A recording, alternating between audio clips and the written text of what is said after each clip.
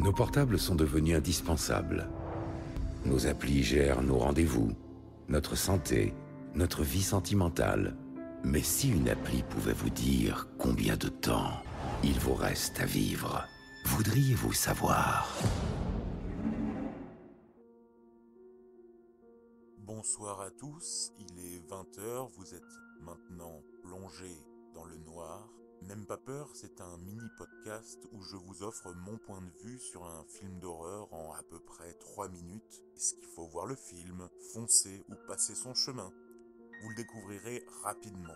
Et pour faire connaître le podcast, je vous invite à vous abonner sur les réseaux sociaux, sur Facebook, @dans le noir et sur toutes les plateformes de diffusion, Deezer, Spotify, Google ou Apple Podcast. Comme vous le savez, un commentaire ou une note permet de booster la visibilité du podcast. Bon, parlons peu, parlons film. Le film du jour, devrais-je dire de la semaine, il s'agit de Countdown ou Compte à rebours pour nos amis québécois, un destination finale 2.0 moderne dans son style.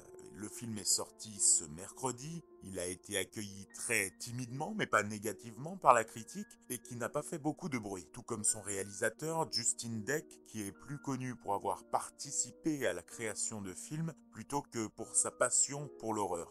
Le casting est américain, le film est relativement court, 1h30, ce qui est presque habituel finalement pour les films de ce genre. Pour l'histoire, Quinn, infirmière, télécharge une application, son nom Countdown, qui lui donne le jour de sa mort. Suite à cela, un compte à rebours se déclenche sur son téléphone. La suite, on la devine.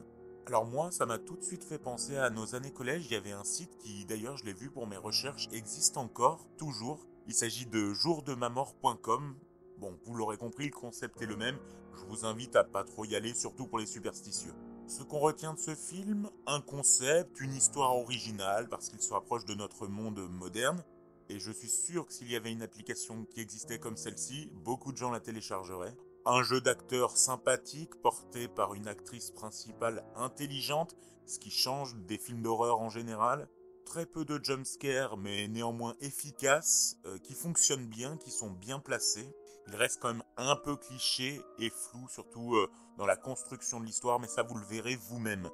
Alors mon conseil, vous pouvez aller le voir pour une bonne petite flip entre amis, ou pour séduire votre copain, copine. Le film marche bien, il sort du commun par rapport à son concept, et en prime, on trouve quand même une petite critique du réalisateur qui finalement parle de ces applications que l'on télécharge sans même regarder les conditions d'utilisation, juste parce que c'est à la mode, sans penser finalement aux conséquences derrière. C'est la fin de ce premier numéro de Même pas peur, dites-moi votre avis si vous avez vu le film ou que vous comptez le voir.